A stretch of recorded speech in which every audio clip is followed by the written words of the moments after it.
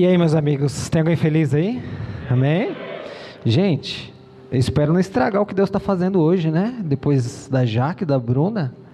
Rapaz, eu não sei nem se precisava pregar depois delas. Poderoso demais, gente. Não sou eu. Mas, meus amigos, muito bom a gente estar aqui. A gente ficou ausente uns dias, né? Meu pai estava internado, infelizmente, faz um mês mais ou menos ele faleceu. E aí por isso, 25 dias ele ficou internado, a gente ficou ausente nesses dias, mas quero agradecer desde já a oração de vocês, aqueles que oraram, mas Deus quis do modo dele e nós confiamos que o modo de Deus sempre é o melhor, por mais que a gente não entenda, por mais que a gente não queira, mas Deus sempre tem o melhor, a gente confia na soberania de Deus. E a palavra de hoje, o tema dela é marcas que curam. Marcas que curam. E quando a Jaque começou a fazer hoje a abertura, eu falei, Jesus, você está nisso. Ainda bem que eu vi. Glória a Deus. E, enfim, você que conhece um pouquinho a Bíblia, começou a ler a Bíblia, lá para Gênesis, você sabe que lá em Gênesis tem Abraão, Isaac e Jacó, né? Então, quase que na Bíblia toda vai citar o nome deles, Abraão, Isaac e Jacó. Isaac, ele vai ter dois filhos, né? Esaú e Jacó. São os dois filhos que ele tem. E são filhos gêmeos. Quando eles vão nascer, Esaú nasce primeiro, é o filho mais velho, depois nasce Jacó.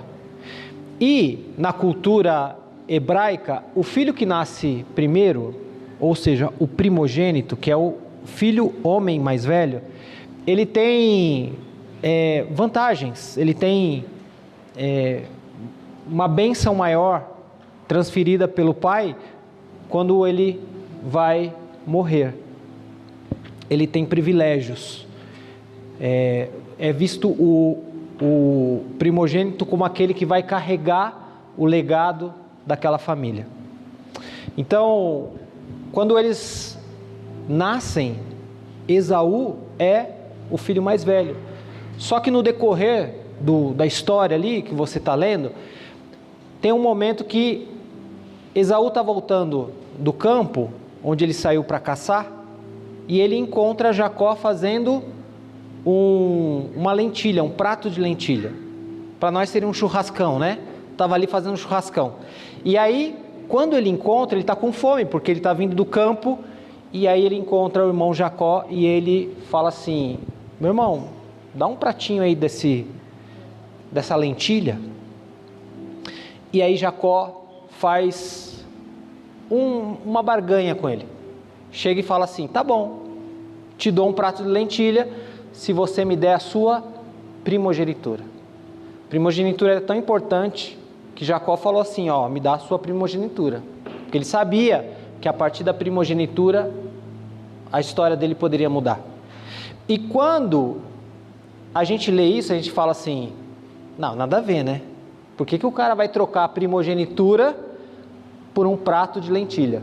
Mas a gente está falando isso a partir da nossa história, da nossa vivência, né? 2025. Não dava para Esaú não comer o prato de lentilha e passar no oxo ali. Não tinha um grau no caminho. Era 4.000 anos antes de Cristo. Era tempo, não tinha nada, eles estavam no deserto. Ele poderia comer ali, provavelmente ele não conseguiu caçar nada, por isso que ele, voltando do campo, desejou comer. E aí ele pensa assim, o que vai adiantar a minha primogenitura se eu morrer de fome? E aí ele troca a sua primogenitura por aquele prato de lentilha. Mas eu tenho a impressão, depois que a gente chega na história lá na frente, que Esaú não levou muito a sério. Parece que ele, me dá o prato de lentilha aí, eu te dou a primogenitura. Quando chegar lá na frente, não vai rolar. O pai vai chamar nós dois e vai dar a bênção para mim. O pai nem está sabendo de nada. E aí eles, no decorrer da história, quando o pai Isaac já está cego, ele chama os dois filhos antes de morrer, e aí ele vai dar a bênção. A mãe fica sabendo, chama o filho Jacó, que era o querido, era o queridinho, chama e fala assim, ó, seu pai vai dar a bênção. Então melhor você ir lá e receber a bênção no lugar do seu irmão. A bênção da primogenitura. E aí Jacó fala assim, não, mas como não vai rolar? Porque meu irmão Esaú, ele é peludo, né? E eu sou pelado. Não vai rolar. Quando eu chegar lá, o pai vai reconhecer que eu não sou Esaú. E aí quando ele fala isso para a mãe fala assim, vamos fazer o seguinte, vamos matar um animal, vamos colocar o pelo em você, você vai entrar lá, e quando você entrar lá, vai parecer que é seu irmão. Eu fico imaginando o quão peludo ele era. Você nunca parou para pensar nisso? Cara, esse cara era peludo. Não, Mas enfim, assim ela faz, ele entra lá na tenda, diante do pai dele, e aí o pai pergunta, é você, Esaú? E ele fala, sou eu. Nossa, mas a sua voz está diferente. A voz não é de Esaú, a voz é de Jacó. E aí ele fala, vem aqui meu filho, deixa eu encostar em você. Quando ele encosta, ele sente os pelos, e aí ele fala, nossa, é Esaú. Ele não está enxergando. É muito legal essa história, porque ela nos fala um pouco sobre nós, né? Ela aponta algo que nós vivemos. Porque quando nós estamos em Cristo, quando nós temos uma nova natureza, uma nova vida, quando nós vivemos aquilo que a palavra de Deus fala, não sou mais eu quem vivo, mas é Cristo quem vive em mim. Quando a gente chega diante de Deus, porque se você talvez não saiba, Deus, Ele é amor, mas Ele também derrama a sua ira. E a sua ira não foi derramada por quê? Porque Jesus tomou o cálice da ira. Aquele cálice que Ele fala assim, passa de mim esse cálice, Pai, é o cálice da ira de Deus que nós deveríamos receber. E por que nós não recebemos? Porque agora nós estamos cobertos com o sangue do Cordeiro. Quando Jesus está em nós, o Pai olha para nós e não vê mais a Cibele, não vê mais o Alisson. O Alisson talvez veja um pouquinho mais dele. Acho que a natureza dele está um pouquinho mais aparente. Mas a gente vai se transformando de glória em glória, né? Mas quando o Pai olha para nós, Ele já não nos enxerga, não é o Arthur. Ele enxerga a Cristo. E é por isso que Ele nos preserva da ira dele. Porque Ele não enxerga mais o pecado, Ele enxerga Cristo. E assim é apontada essa história. Porque quando nós chegamos diante do Pai, Ele ouve a nossa voz e fala, Nai, é você. Aí você fala, não, eu sou Cristo.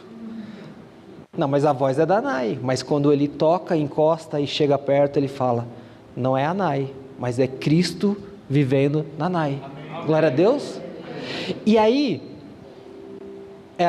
ele vai lá, encosta, é Esaú. Pelos pelos é Esaú. E aí ele transfere a bênção dele antes de morrer. Só que daqui a pouco Esaú chega. Por quê? Porque o pai tinha pedido para ele ir buscar uma caça, fazer lá um prato que ele gostava antes de morrer. E quando Esaú chega, ele descobre que o irmão Jacó já recebeu a bênção. E aí ele se ira. Porque ele fala, essa bênção era minha. E aí ele vai diante do pai e fala, pai, me dá uma bênção para mim. E ele fala, nossa, infelizmente, eu já fiz. Eu já entreguei ao seu irmão. E aí não preciso dizer para você que Esaú ficou irado. Quis pegar o irmão. E aí Jacó, o que ele faz? Ele foge. De medo de morrer. Pegou o que ele queria, que era a primogenitura, e vazou, porque ele falou, meu irmão vai me matar. E aqui eu começo a ministração. Gênesis 32, 22 a 32 vai dizer assim. Gênesis 32, a partir do 22. Naquela mesma noite, Jacó se levantou, tomou suas 2 mulheres, suas 2 servas e seus 11 filhos e transpôs o val de Jaboque. Reuniu todos e fez com que passassem o ribeiro. Também fez passar tudo o que lhe pertencia. Jacó ficou sozinho e um homem lutava com ele até o romper do dia. Vendo este que não podia com Jacó, tocou-lhe na articulação da coxa, de modo que a junta da coxa de Jacó se deslocou, na luta com o homem. Então o homem disse: deixe-me ir, pois já rompeu o dia. Jacó respondeu: não o deixarei ir, se você não me abençoar. Ele era fominha por uma bênção, né? Ele devia estar cantando: preciso de uma bênção, não vou desistir. Então o homem perguntou: como você se chama? E ele respondeu: Jacó. Então disse: seu nome não será mais Jacó, e sim Israel, pois você lutou com Deus e com os homens e prevaleceu. Jacó disse: por favor, diga-me como você se chama. Ele respondeu: por que você pergunta pelo meu nome? E o abençoou ali. 30. Jacó deu àquele lugar o nome de Peniel, pois disse: vi Deus face a face, e a minha vida foi salva.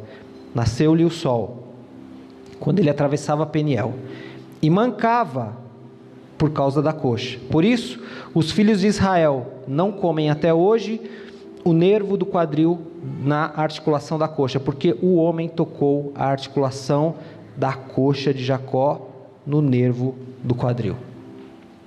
Então, quando ele vai fugir do irmão, ele pega tudo que tem, pega as esposas, os filhos, pega os seus bens, vaza. No meio do caminho ele para no lugar e ele luta com um anjo. E aí vai dizer que era um homem, e esse homem era Deus, porque ele viu Deus face a face. Provavelmente era a figura de Jesus ali, o anjo de Deus. E aí ele é marcado, ele é tocado na coxa, ele agora está mancando, porque ele encontrou com Deus. E a história de Jacó nos mostra que sempre que nós nos encontramos com Deus, nós temos um encontro verdadeiro com Deus, nós não somos mais os mesmos. Assim como o nome dele foi trocado, o nosso nome também é trocado. Agora não sou eu mais que vivo, agora é Cristo que vive em mim.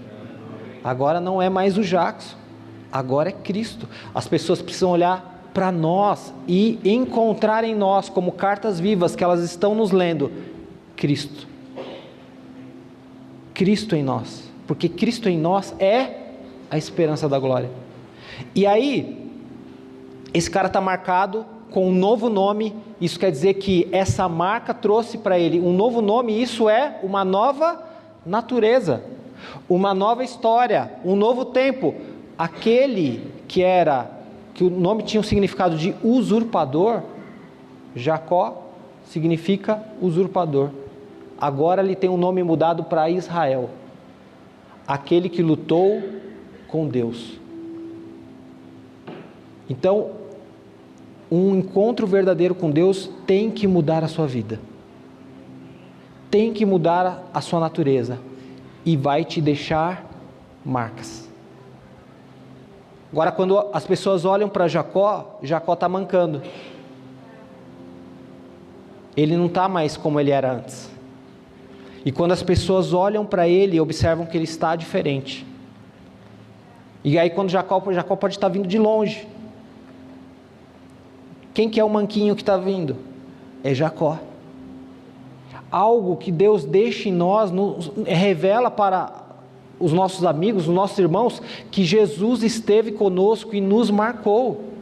E são essas marcas que mostram para os outros que nós temos um encontro real, verdadeiro com Cristo. Não tem como a gente falar de marcas e não lembrar de Tomé. Tomé era um dos discípulos de Jesus. E quando Jesus morre, é interessante porque Jesus morre na cruz e ele vai ressuscitar. E ele ressuscita num corpo que é meio diferente. É glorioso, mas ele come pão e peixe ali na beira da praia, quando ele vai restaurar ali o ministério de Pedro. Ao mesmo tempo ele aparece num quarto sem abrir a porta. Então parece que é um corpo glorioso, mas ainda é um corpo que pode ser tocado, que come. E é interessante porque Jesus, que é o Deus Filho, ele poderia, quando ressuscitou, não ter mais marcas. Ele poderia aparecer regenerado totalmente, mas ele mantém as marcas. E eu fico feliz pelas marcas de Jesus. E fico feliz por Tomé, porque a gente julga muito Tomé, né? Tem até a frase que a gente fala: eu só acredito vendo. Isso aí vem de Tomé. Tomé é o cara que quando chegaram para ele falou: Jesus apareceu. Ele falou: eu só acredito se eu ver. E digo mais, eu quero tocar nas suas feridas. E aí, Jesus vai fazer o quê? Ele vai aparecer para Tomé. E quando ele aparece para Tomé, ele fala: Tomé, pode tocar aqui. Pode tocar nas minhas feridas. Eu sou grato por Tomé, porque a gente julga Tomé. Tomé duvidou. Mas Tomé nos traz a certeza que Cristo ressuscitou. Alguém tocou o corpo de Cristo. Esse alguém foi Tomé. E por que eu sou grato pelas marcas de Jesus? Porque quando a gente chegar no céu, você se lembra que alguém teve que dar um beijo para reconhecerem quem era Jesus? A gente pensa que Jesus era um cara muito diferentão. Jesus era igual aos outros. Se ele fosse muito diferente, os guardas saberiam quem ele era. Mas Judas falou assim: quando eu beijar, vocês saberão quem é. Por quê? Porque ele era igual aos outros. Jesus não é diferente do que os seus discípulos, do que aqueles que caminhavam, e nós como cristãos não precisamos nos vestir diferente para parecer cristão, para parecer crente. Não é a nossa roupa, a nossa vestimenta que tem que dizer que nós somos de Cristo. Não é. Mas as nossas atitudes, o nosso caráter, a nossa vida sendo transformada dia após dia. É alguém olhando para nós e falando: nossa, Michele está diferente. Caramba, eu conheci ela 10 anos atrás. O Andrezão tinha cabelo há 10 anos atrás. Conheci ele, cara. Mas como ele está diferente, cara. E aí o Andrezão vai falar: cara, sabe o que aconteceu comigo? Não é porque eu estou 10 anos mais velho, mais experiente, mas é porque eu fui tocado por alguém. E ser tocado por alguém me gerou marcas que têm me transformado, e eu tenho amadurecido, e agora eu sou diferente daquele que você me conheceu. Então, quando Jesus mantém as suas marcas, ele era igual aos seus discípulos. Quando nós chegarmos no céu, vai ter lá, tem os hinos, né? Eu quero ver Abraão, quero ver Isaac, quero ver Jacó. E aí a gente vai chegar no céu e vai ter tanta gente lá, mas vai ter um que a gente vai olhar e vai reconhecer na hora, e vai falar: eu quero estar pertinho daquele ali, porque aquele ali tem marcas nas mãos, marcas do lado, ele é Jesus, eu posso reconhecê-lo e eu quero estar perto dele. As marcas de Jesus demonstram que ele é Jesus. E quando Tomé toca nessas marcas, ele é curado. Ele é curado da sua dúvida, ele é curado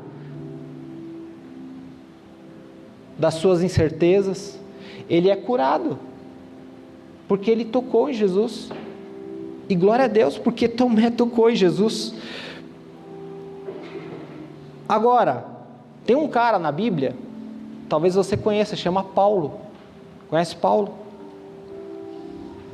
Paulo é um dos discípulos de Jesus pós a sua morte e ressurreição. Jesus o encontra, ele é um perseguidor da igreja, ele é um cara que persegue e mata cristãos, e quando ele está no caminho de Damasco, alguns vão falar que ele caiu do cavalo, mas a Bíblia nos diz que ele caiu do cavalo, só diz que ele estava no caminho de Damasco, e aí vem uma grande luz e uma voz que diz: Saulo, Saulo, por que tu me persegues? E é a voz de Cristo. Só que ele não perseguia o Cristo, o Jesus que caminhava, ele perseguia a sua igreja. E alguém que persegue a igreja está perseguindo o próprio Cristo. Então, quando você se sentir perseguido, não se preocupe, tem alguém que luta por você, tem alguém que briga por você, tem alguém que está olhando e olhando para alguém e fala: por que você persegue a minha igreja? Tem alguém que luta por nós, tem alguém que tem olhado para nós, e nós somos a noiva dele. Eu não sei se você tem consciência espiritual disso. Eu não sei se você é casado, se você tem uma noiva, mas eu acredito que se alguém mexer com a sua noiva, a sua esposa, você vai ficar meio zangado. Não vai? Eu fico. Agora imagina Cristo olhando alguém tentando tocar e abusar da noiva dele.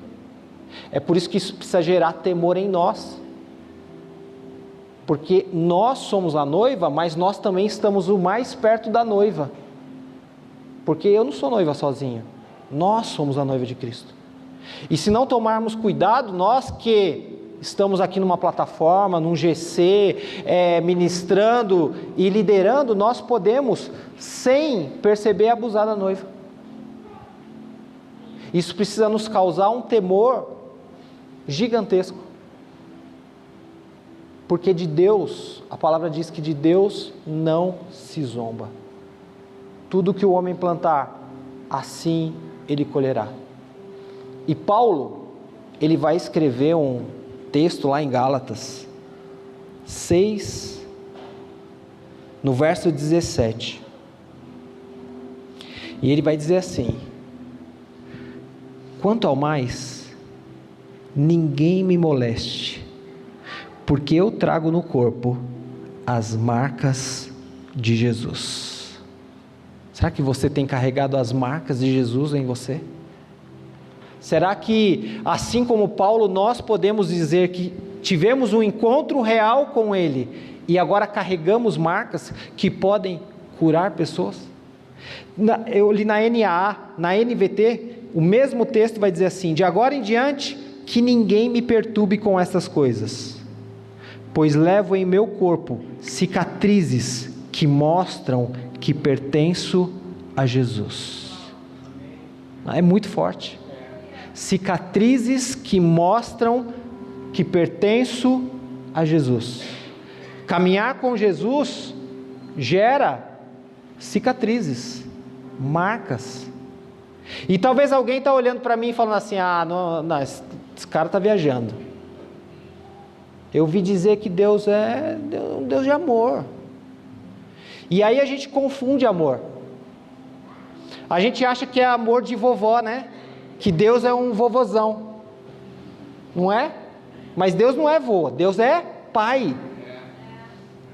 O vô é que deixa fazer tudo, né? Tudo que o pai não deixa fazer, o vô vai lá e deixa. Não quero que dê açúcar, ele vai lá e dá um pirulito. Não quero que dê tela, põe já na televisão. Não é isso? O vô deixa a criança fazer tudo.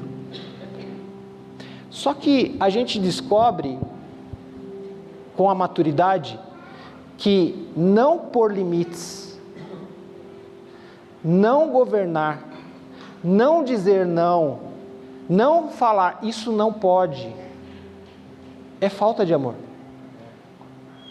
A gente acha que amor é deixar fazer todas as coisas.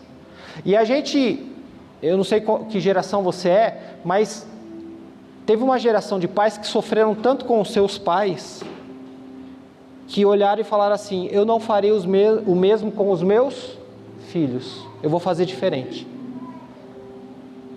Por causa de traumas, por causa de, enfim, limites que foram colocados e você se viu como uma pessoa limitada, talvez pela criação que seus pais te deram. E aí vem uma nova geração sem limites. E é uma geração sem limites, é uma geração que não foi amada. Porque uma geração sem limites acha que pode tudo. Acha que as coisas vão vir fácil. Que as coisas vão acontecer num estralar de dedos. E agora é pior, né? Porque a sociedade vai ficando tudo mais rápido, mais, né? Eu não sou tão velho assim, mais ou menos.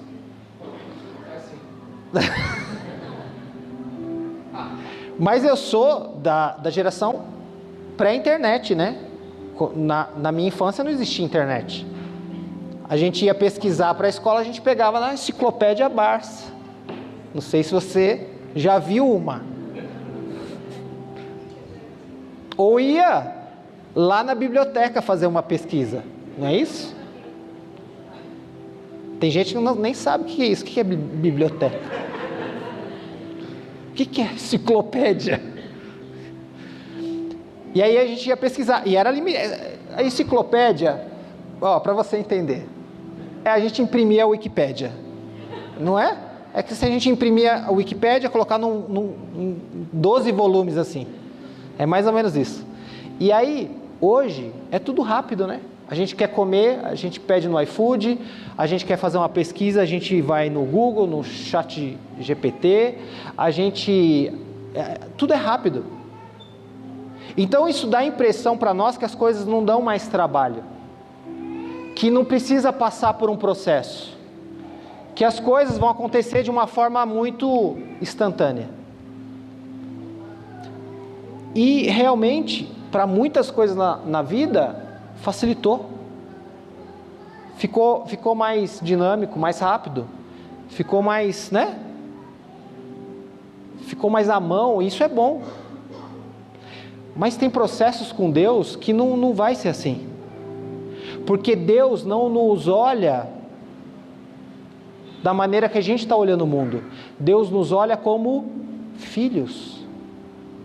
E filhos precisam crescer, filhos precisam aprender, filhos precisam amadurecer, filhos precisam conhecer, ter os seus limites. A gente pega uma criança e ela vai colocar o dedinho na tomada, né? Agora tem as tomadas que não tomam mais choque, mas antigamente tinham as tomadas que a criança tomava choque. E aí o pai falava, não pode. Só que a criança não sabe nem o que é choque. O que é choque? Aí o que acontece? A criança ia lá, colocava o dedo na tomada e falava, agora eu sei o que é choque. Então pais dizem não, limitam, protegem, colocam limites, disciplinam. Mas será que Deus é assim? Porque o pregador que eu falei, que eu ouvi essa semana lá, falou que eu era lindo.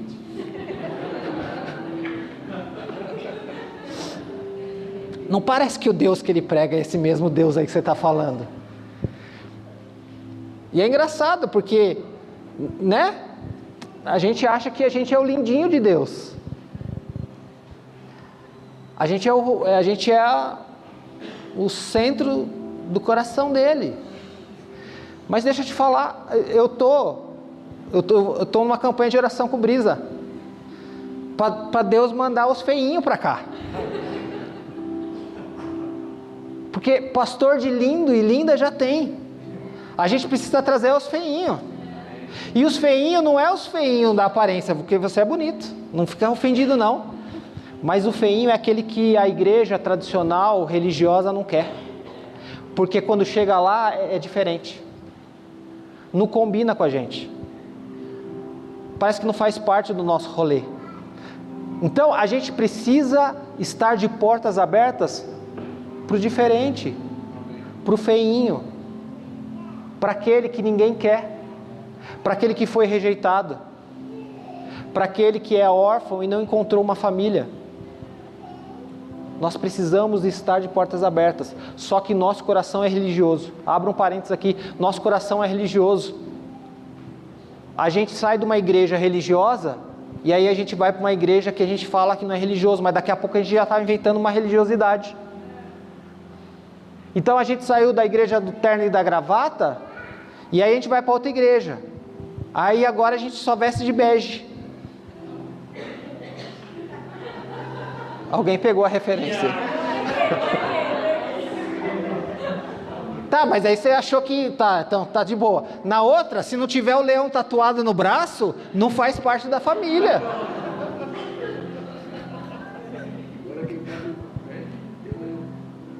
Não é?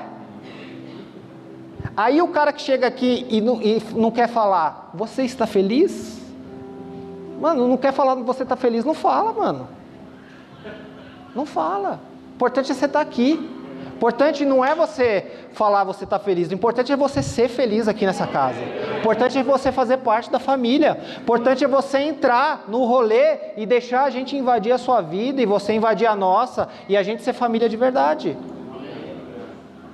Então, a gente, se não tomar cuidado, a gente começa a ficar tudo igual, o diferente, só que igual. E aí quando chega alguém diferente, a gente não quer. Mas será que a família de Jesus é assim? Cada um carrega as suas marcas. E enfim, voltando para a pregação, que o Jackson atrapalhou um pouco aqui a pregação agora. A gente olha para Deus e às vezes não acredita que Ele é um pai que pode nos disciplinar, porque a gente acostumou a falar e a ouvir que nós temos um pai amoroso, e aí a gente acha que esse amor é um amor de vô e vó. Mas olha o que a palavra de Deus diz, em Hebreus 12, 7 e 8. Enquanto suportam essa disciplina de Deus, disciplina de Deus? Deus nos disciplina? Enquanto suportam essa disciplina de Deus, lembre-se de que Ele os trata como filhos. Quem já ouviu falar de um filho que nunca foi disciplinado pelo pai? Agora olha isso aqui. Se isso aqui não causar um temor no seu coração, eu não sei mais o que pode causar. Verso 8. Se Deus não os disciplina como faz com todos os seus filhos, significa que vocês não são filhos de verdade, mas ilegítimos. Deixa eu te falar, se você está sendo disciplinado por Deus, fica feliz, cara. Sabe o que significa? Que você é filho dele. Agora, se você não está sendo disciplinado por Deus, começa a se preocupar. Porque você está chamando de pai aquele que olha você e fala, não é meu filho. Eu não sei se isso causa temor em você. Mas muitas vezes, Deus está nos disciplinando para nos ensinar como filhos imaturos que muitas vezes somos, mimados que muitas vezes somos. E aí a gente fica, Deus, me livra da prova. Me livra disso. E Deus não vai livrar porque Ele está nos ensinando com esse processo. É muito melhor você perguntar, Jesus, o que está rolando? Me conta logo, para eu já ir para esse lugar novo e não precisar sofrer mais. E ao invés de pedir para Ele te tirar da prova, pede para Ele te ensinar logo qual é a lição que Ele quer te dar para você sair dela. Esse é o processo de um filho. Por que o pai e a mãe disciplinam o filho? Para que ele aprenda algo. Para que ele não faça algo, para que ele não caia em algum erro. Então quando Deus nos disciplina, Ele está nos amando. Ele está nos amando. Só que a gente se acostumou a olhar o amor como um amor que deixa tudo. Que tudo é permitido. E deixar tudo é falta de amor. Em Jó 5, 17 e 18 vai dizer assim: bem-aventurado é aquele a quem Deus disciplina. Portanto, não despreze a disciplina do Todo-Poderoso, porque Ele faz a ferida e Ele mesmo a faz sarar. Ele fere e as suas mãos curam. Glória a Deus. Deus não vai fazer nenhuma ferida em você que Ele depois não vai curar. Agora você precisa passar pelo processo de Deus. Você precisa se permitir passar por um processo onde Ele vai ferir, mas depois Ele vai curar. Agora, se a gente ficar fugindo porque a gente está ferido, a gente não passa pelo processo da cura. Se você está aqui na 5ª igreja da sua vida e está pensando em sair porque você acha que está ferido, você vai continuar ferido. Porque o problema não é a igreja, o problema é a ferida que não fecha em você, porque você não deixa Deus fazer com que você passe pelo processo que Ele tem pela sua vida. E deixa eu te falar, eu não estou falando isso porque eu amo essa casa, faço parte dela, amo essa família. Mas se tem um lugar que você pode ser curado, é aqui.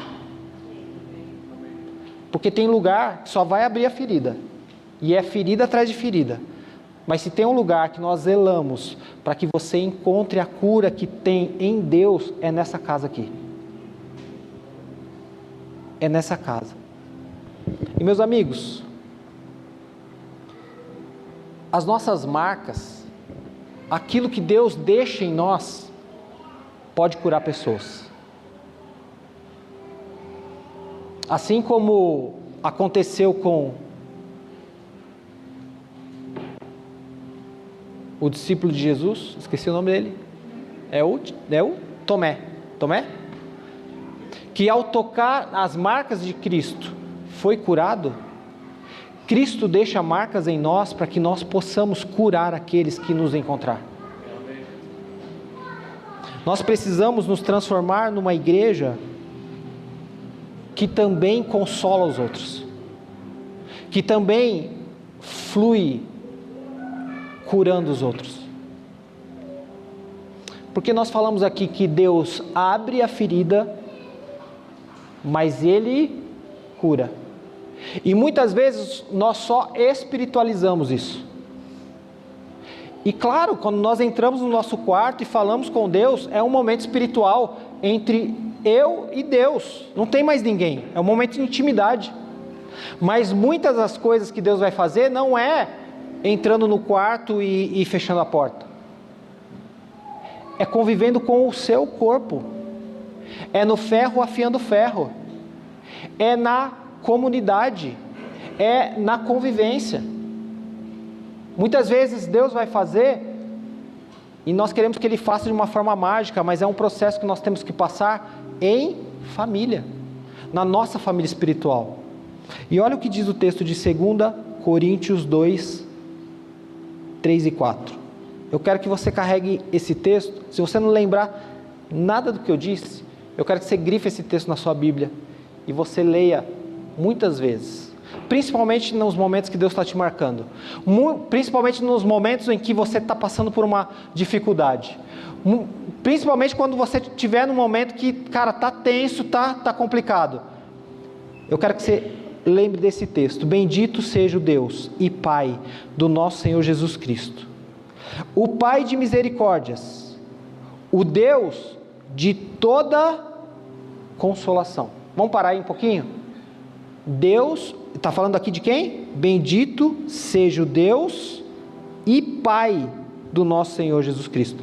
Não está falando do Filho, Jesus, não está falando do Espírito Santo, está falando do Pai. E a gente costuma achar que só o Espírito Santo é consolador. Não é isso? Então, quando acontece alguma coisa com um amigo nosso, quando falece alguém, a mensagem que todo mundo manda é que o Espírito Santo te console. Só que Jesus diz assim: eu preciso ir para que venha o Consolador? Não. Para que venha o outro Consolador. Quando Jesus diz isso, Ele está dizendo que Ele é Consolador. E agora precisa vir o outro Consolador. Então, Jesus é Consolador, o Espírito Santo é Consolador. Mas agora Paulo está dizendo que Deus Pai do nosso Senhor Jesus Cristo, o Pai de misericórdia e de Deus de toda consolação. Então aqui a gente descobre que o Pai é consolador, que o Filho é consolador e que o Espírito é consolador. Mas é muito legal, porque na continuação a gente descobre que tem mais um consolador. Como assim? Tá doidão? Vamos ler? 2 Coríntios 2:4. É Ele que nos consola em toda a nossa tribulação. Para quê? Toda vez que tem um para quê, uma consequência. Tem um ensinamento. Deus nos consola para quê? Qual que é o objetivo disso? Pela consolação que nós mesmos recebemos de Deus, possamos consolar os que estiverem em qualquer espécie de tribulação.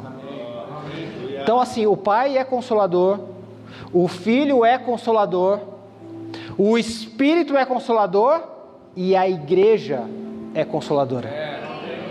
Então, cara, melhor do que quando alguém fala assim, gente, aconteceu um problema aqui, vou citar o meu caso, meu pai faleceu. Tem um cara que só manda uma mãozinha, não tem? Ele nem ora, ele acha que mandar a mãozinha já resolveu o rolê. Já orei, mandei a mãozinha. A mãozinha da consolação. Tem outro cara que vai dizer assim, cara, que o Espírito Santo te console. Mas cara, se a gente é uma família espiritual de verdade, a gente precisa falar assim, mano, onde você está? Onde eu posso te ver? Cara, você precisa de um abraço? Quando que eu posso ir aí? Quando eu posso ser o consolador na sua vida? Porque a gente às vezes transfere para Deus aquilo que Ele já colocou como responsabilidade nossa. Você já viu alguém orando assim, na hora da refeição? Jesus, atende agora os órfãos, as viúvas, os necessitados. Aí, sabe o que acontece? Jesus falou que era nossa responsabilidade como igreja cuidar dos órfãos, das viúvas, dos estrangeiros e dos necessitados. O que a gente faz? Jesus, cuida deles.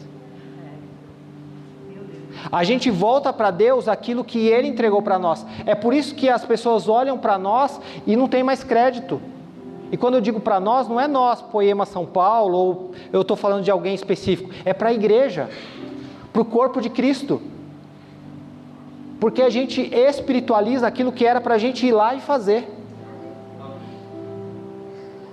E Deus pode consolar. Ele é onipresente, Ele é onipotente. Talvez alguém esteja numa UTI, você não possa entrar lá, e aí você vai fazer uma oração com fé, e Deus pode ir lá fazer um milagre. Eu tenho dito lá em Sorocaba, a gente não colocou plaquinha lá na porta, e nada contra a plaquinha, eu acho incrível a plaquinha, mas eu digo para o pessoal assim, vamos, em vez de colocar uma plaquinha escrito você está feliz, vamos olhar para o irmão e perguntar, cara, você está feliz? Cara, em vez de colocar uma plaquinha, essa casa fica mais bonita com você, vamos olhar para o irmão e falar, mano, que bom que você veio hoje, cara. Eu estava ansioso para te encontrar hoje e te dar um abraço.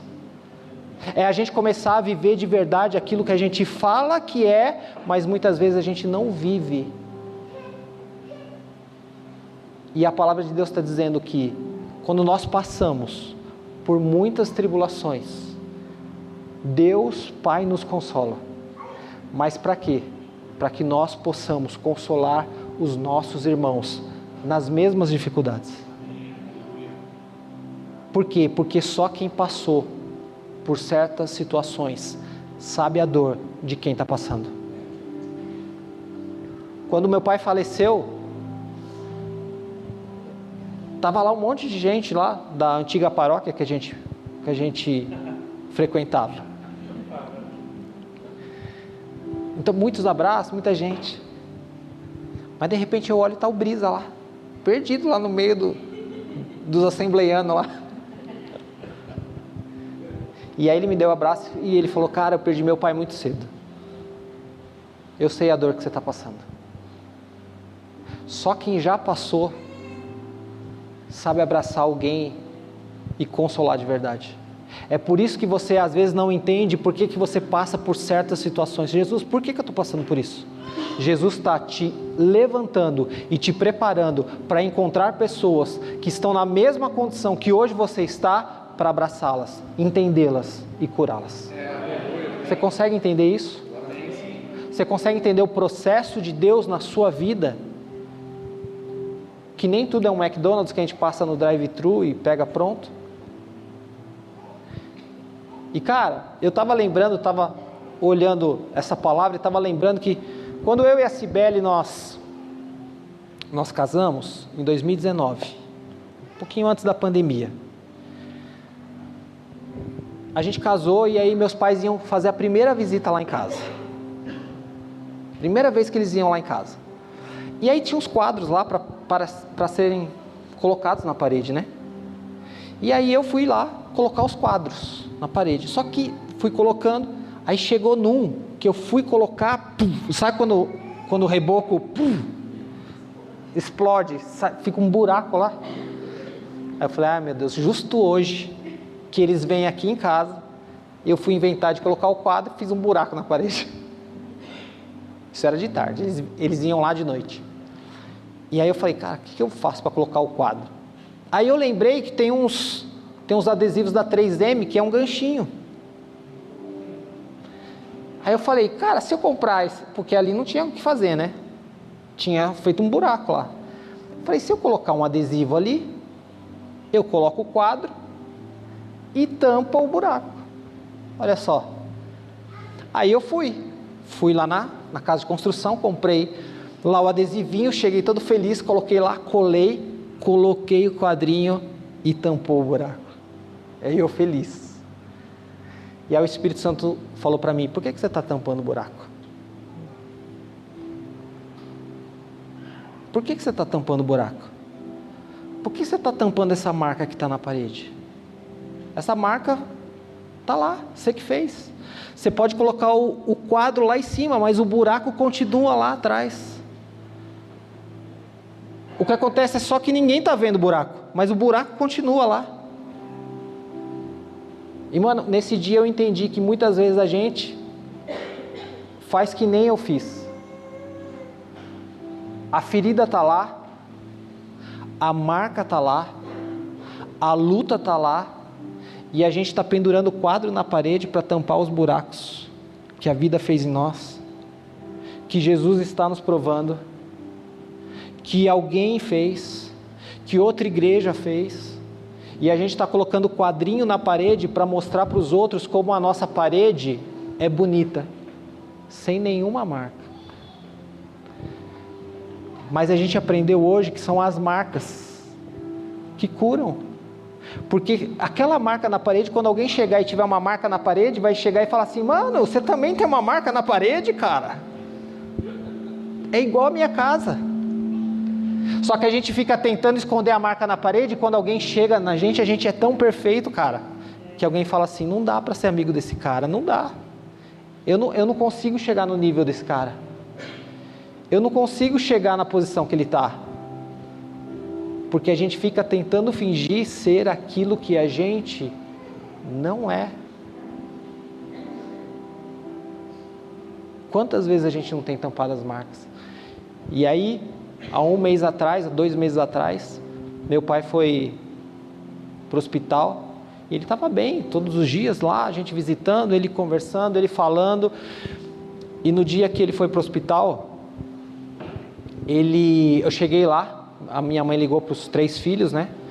E aí eu fui o primeiro a chegar. Quando eu cheguei, ele estava com dificuldade de respirar, sentado numa cadeira. Mas a gente conversou um pouco. Ele perguntou, e aí, como é que está a Cibele? Eu falei, tá bem e tal. Vocês estão bem? Eu falei, tá bem, estamos bem, pai. E aí conversamos um pouco, aí chegaram os meus irmãos, e aí a gente, enfim, ele passando um pouco mal ali, respiratório, a gente pegou aquele medidor de oxigênio, aí estava 83. Aí a gente falou, pai, tem que ir para o hospital. Ele, não quero ir para o hospital. Tem que ir para o hospital, pai. E aí a gente levou para o hospital. Enfim. Ele ficou lá 24 horas, na enfermaria, não tinha quarto para ele, não vou falar o nome do hospital aqui, para não receber um processo, mas enfim, ele ficou lá na enfermaria, ele tinha um plano para quarto, mas ficou na enfermaria, e aí falaram, vamos trocar ele de hospital, porque no outro hospital tem vaga. E quando ele chegou lá no outro hospital, eu acho que ali na ambulância ele ficou nervoso, chegou lá, o coração começou a acelerar, a pressão começou a subir, e aí os médicos falaram, a gente vai ter que levar para a UTI. E aí, eu cheguei, a minha irmã falou, a hora que o pai não está bem, eu falei, dá para ir aí agora? Dá. Cheguei lá, quando eu cheguei, eu entrei, a minha irmã saiu, e aí ele passando mal, e aí o médico falou, vamos levar para a UTI, e aí eu acompanhei ele até a UTI, e aí ele entrou na UTI, e eu fui o último a ver ele vivo, acordado. Naquela noite lá na igreja que os meus pais são, né? Meu pai era o pastor, meus irmãos foram para lá, que era um culto de ceia, e aí só eu e a Cibele estávamos disponíveis naquela noite, porque todos foram para a igreja. E aí nós fomos fazer a primeira visita dele na UTI. Quando chegamos, o médico falou, a gente teve que entubar e a gente teve que sedar ele. E ali ele não acordou mais. Mas eu quero te contar uma coisa. Quando era um segundo ou terceiro dia, antes de contar isso, quando nós fizemos essa visita, eu saí do quarto, e aí eu disse para a Cibele assim, olha, a gente vai orar, eu acredito no milagre, mas Deus vai levar o pai. E aí ela toda com fé, não, imagina, isso é só, daqui a pouco ele volta para casa. Eu falei, não, Deus vai levar meu pai. A gente vai orar com toda a fé do mundo, mas Deus vai levar. Porque existe algo novo para acontecer, e ele precisa fechar um ciclo. Ele precisa fazer com que algo deixe de existir. E aí quando foi no terceiro, quarto dia, minha mãe conversando com a gente falou assim, nossa, vocês não imaginam que no dia que ele foi internado, ele sentou lá no sofá de casa e começou a orar por todos vocês. Orou um a um, citou o nome de toda a família. E quando ele acabou de orar, ele falou assim, Jesus, se você quiser me recolher hoje à noite, eu estou preparado. Aí, os dias foram passando, foram 25 dias de muita dor, de muita luta, de muita angústia. E cara, eu nunca tinha perdido alguém tão próximo. Eu nunca tinha perdido alguém tão próximo, porque por causa do meu pai ser pastor, a gente sempre viajou muito, então o contato com tios, primos, avós sempre foi muito assim, uma vez lá no ano, cada 2 anos, uma visita. A nossa família era aqueles 5 que foram lá para Sorocaba, e depois cada um foi casando, tendo filhos, e a nossa família era aquilo. E aí foi a primeira morte significativa. Só que a morte do meu pai me gerou marcas profundas, que eu acho que algumas serão difíceis de serem superadas, porque meu pai era aquela figura central da família, sabe aquele cara que é o cara da família, o patriarca mesmo, 89 anos, então era a figura, pastor, tal. Só que a morte dele me ensinou tanto. Eu fiquei pensando, será que eu faria uma oração dessa? Que fé de falar, Jesus, eu estou pronto, se quiser pode me levar essa noite. Será que eu tenho essa convicção? E eu tenho, mas será que eu tenho a convicção de fazer uma oração dessa? Então, meus amigos, existem marcas que Deus faz em nós. Eu não sei o que você está passando, eu não sei qual é a luta que você enfrenta hoje, mas eu quero te dizer, aquilo que você está passando hoje vai curar alguém que você vai encontrar no caminho.